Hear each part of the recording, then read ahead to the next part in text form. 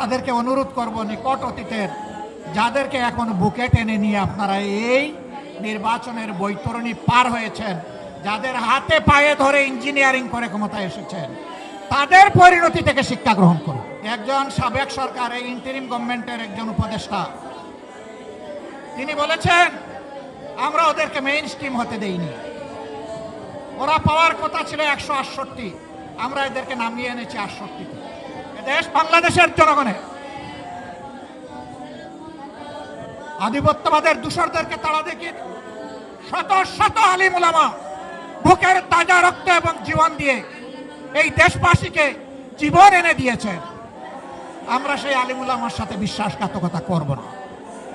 আমাদের যে যুব সমাজ, যে শ্রমিক সমাজ, যে কৃষক সমাজ, আপামর জনগণ, এমনকি 4 বছরের শিশু জীবন দিয়ে আমাদেরকে ঋণী করে গিয়েছে, আমরা তাদেরকে কথা দিচ্ছি আমরা তোমাদের সাথে বেঈমানি করব না। তোমাদের স্বপ্ন বাস্তবায়নে আমরা অবিচল সামনে এগিয়ে যাব ইনশাআল্লাহ। আমরা গভীরভাবে আস্থাশীল, ইনশাআল্লাহ আমাদের নয় জনগণের বিজয় হবে ইনশাআল্লাহ। যেই 70% জনগণ ফ্যাসিবাদের বিরুদ্ধে দৃঢ় অবস্থান নিয়েছে গণভোটে হ্যাঁ বলে, সেই জনগণের বিজয় হবে। নতুন করে কেউ ফ্যাসিবাদ কায়েম করতে গেলে তাদেরকে অনুরোধ করব, নিকট অতীতের যাদেরকে এখন বুকে টেনে নিয়ে আপনারা এই নির্বাচনের বৈতরণী পার হয়েছেন, যাদের হাতে পায়ে ধরে ইঞ্জিনিয়ারিং করে ক্ষমতায় এসেছেন, তাদের পরিণতি থেকে শিক্ষা গ্রহণ করুন। সম্মানিত ভাই ও বন্ধুগণ, তারা সংসদে দাঁড়াইলেই বলেন একটা সুষ্ঠু নির্বাচনের মধ্য দিয়ে গঠিত সরকার।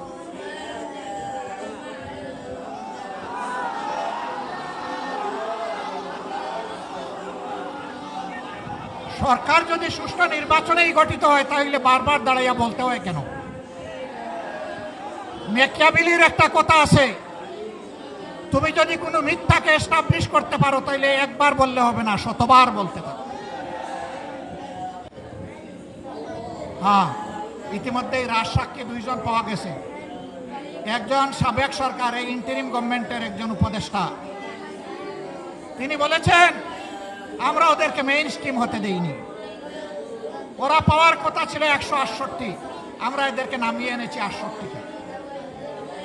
তাইলে তিনি স্বীকার করে নিয়েছেন যে একটা নিরপেক্ষ সরকারের অংশ হয়ে তিনি দেশবাসীর সাথে বিশ্বাসঘাতকতা করেছেন। তিনি বলেন নাই যে আমি নামিয়ে এনেছি, বলেছেন আমরা নামিয়ে এনেছি বহু বছর। তাইলে বাকি বচনগুলা কারা? এদের চেহারাও জাতির সামনে আপনি একটু বলে দেন, একা এ দায় নিবেন কেন?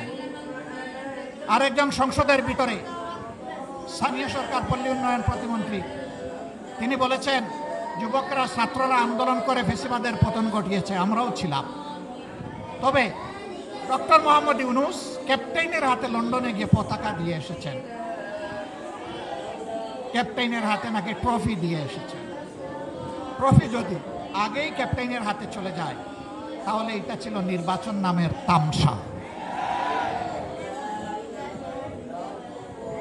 তারা স্বীকার করে নিচ্ছেন মৌলানা মামুনুল হক সংসদে গেলে কি হতো, যা হতো এর ভয়েই তাকে আটকে দেওয়া হয়েছে। কয়দিন, কতদিন আটকাবেন?